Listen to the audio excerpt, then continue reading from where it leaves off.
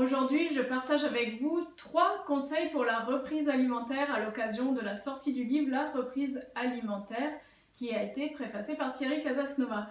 Donc, premier conseil que je peux vous donner, c'est d'arrêter le jeûne là où vous aviez pensé l'arrêter. C'est-à-dire si vous êtes fixé 5, 7, 10 jours de jeûne, ne vous dites pas je vais faire encore 3 jours, peut-être 5 jours de plus. Pensez toujours à la reprise alimentaire. Lorsqu'on fait un jeûne de 5 jours, on peut faire une reprise alimentaire de 5 jours également. Donc voilà, si vous avez prévu 5 jours, pensez plutôt que pousser l'organisme encore un jour ou deux et peut-être craquer, manger quelque chose qu'il ne faudrait pas durant la reprise alimentaire. Pensez plutôt à faire la durée que vous étiez fixée et ensuite reprendre lentement les aliments au fur et à mesure. Deuxième conseil que je peux vous donner, c'est de ne pas manger si vous n'avez pas faim.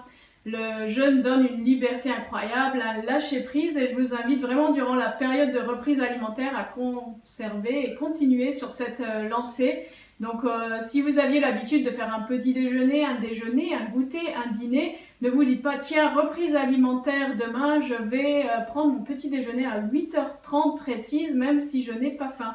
Donc la règle, ce sera de ne pas manger si vous n'avez pas faim, de manger lorsque vous avez faim. Certaines personnes prendront peut-être 1-2 repas par jour. Et aussi, le troisième conseil qu'on peut donner, c'est de commencer par les fruits et légumes crus.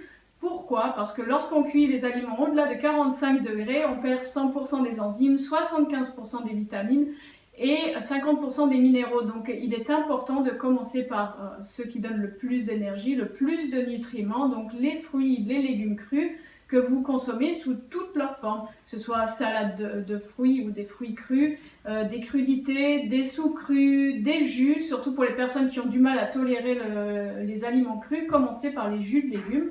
Et donc si vous n'avez pas faim et qu'un petit jus vous suffit ou une soupe vous suffit, vous faites une soupe ou un jus. Les fruits également constituent un repas à part entière et ne se prennent pas à la fin du déjeuner ou dîner comme on le voit souvent. Vous devez le savoir maintenant. Voilà, ça c'était les 3 conseils principaux. Bien sûr, vous avez plus de détails, plus de recettes, des menus au jour le jour, etc., etc. dans la reprise alimentaire. Je vous souhaite une belle journée.